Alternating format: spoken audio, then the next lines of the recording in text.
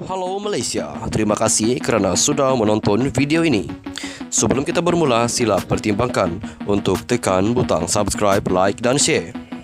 Berita perkembangan politik semasa dalam negara, perkembangan negara dan semuanya ada di dalam channel ini. Terima kasih kerana sudah menonton. Hai, halo Malaysia, selamat petang tuan-tuan dan puan-puan.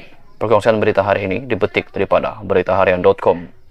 Ramai lagi ahli UMNO dijangka lapor ROS usul halang tanding dua jawatan tertinggi. Tindakan dua ahli UMNO membuat aduan berhubung usul tambahan yang diluluskan dalam Perhimpunan Agung UMNO PAU 2022 dilihat oleh penganalisis sebagai bibit yang boleh membawa kepada perpecahan parti itu.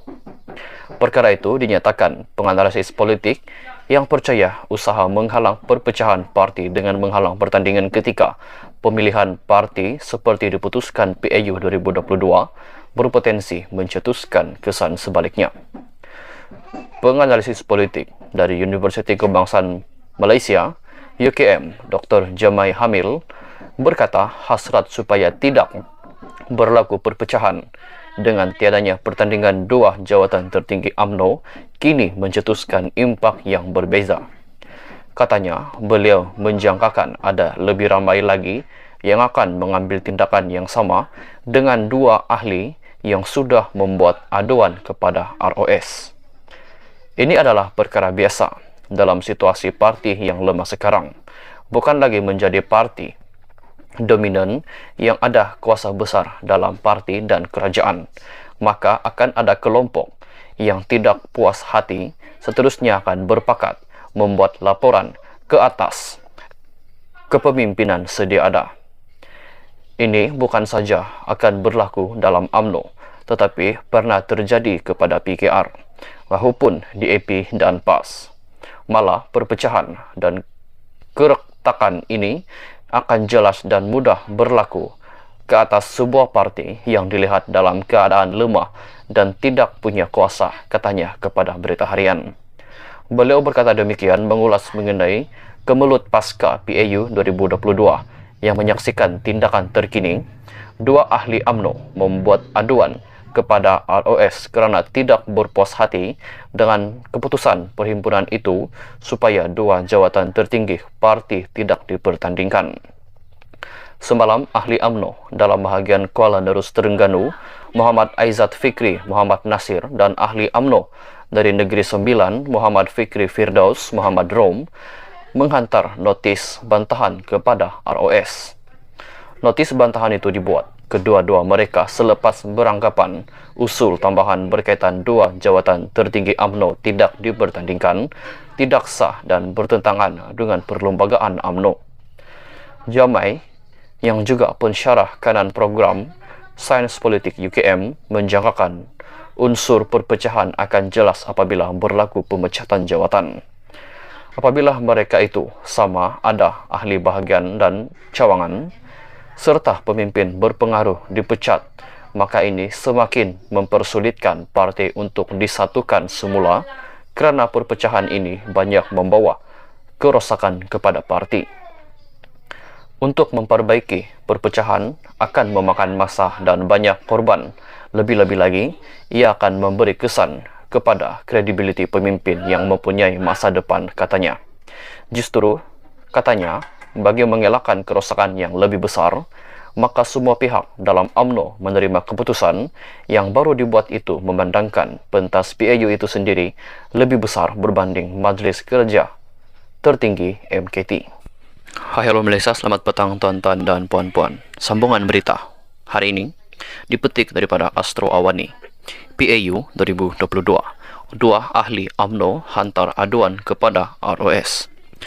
Dua ahli UMNO hari ini menghantar aduan kepada Jabatan Pendaftaran Pertubuhan ROS agar semakan dibuat terhadap usul tambahan yang diluluskan semasa Perhimpunan Agung UMNO PAU 2022 berkaitan jawatan presiden dan timbalan presiden tidak dipertandingkan pada pemilihan parti akan datang.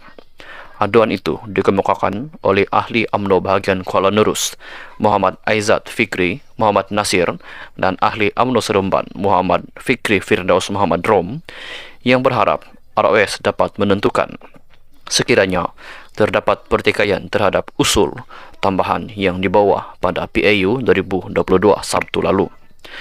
Muhammad Aizat Fikri mendakwa atur cara mengemukakan usul tambahan itu adalah tidak sah dan bertentangan dengan perlembagaan UMNO serta peraturan persidangan bahagian dan cawangan. Menurutnya, usul tambahan tersebut telah diperkenalkan semasa ucapan pencadang ucapan dasar Presiden pada hari persidangan dilihat sebagai melanggar perkara 10 peraturan persidangan yang menyatakan bahawa apa-apa usul perlulah disampaikan dalam tempoh tertentu. Muhammad Fikri Firdaus yang ditemui media selepas menghantar aduan itu kepada ROS di sini berpendapat yang menjadi pertikaian adalah usul tambahan itu perlu dibawa sekurang-kurangnya ke peringkat cawangan dan bahagian. Salah satu rasional kenapa kita bawa perkara ini kepada Badan Kawal Selia adalah untuk memeriksa jika ada pertikaian terhadap usul yang dibawa di PAU 2022 baru-baru ini, katanya. Sabtu lalu, majoriti perwakilan yang hadir pada perhimpunan itu menyatakan sokongan terhadap usul tambahan dicadangkan Wakil UMNO Negeri Sembilan, Muhammad Syukri Samsudin, agar jawatan Presiden dan Timbalan Presiden tidak dipertandingkan dalam pemilihan UMNO akan datang. Naib Presiden UMNO Datuk Seri Ismail Sabri Yaakob pada hari yang sama berkata, mana-mana ahli yang mempunyai kepentingan terhadap parti boleh merujuk kepada ROS sekiranya ingin mengetahui sama ada keputusan yang dibuat perwakilan sah ataupun tidak. UMNO perlu mengadakan pemilihan parti sebelum 19 Mei ini. Apakah pendapat anda? Apakah komen anda? Apakah respon anda berkaitan dengan dua berita yang saya baca sebentar tadi? Sila tinggalkan semua pendapat anda di ruangan komen di bawah. Sekian saja penyampaian berita untuk hari ini. Kita jumpa lagi di video yang seterusnya. Jangan lupa untuk tekan butang subscribe serta aktifkan juga lonceng notifikasi supaya anda tidak ketinggalan dengan perkongsian terkini daripada channel ini. Kita jumpa lagi di video yang seterusnya. Bye-bye.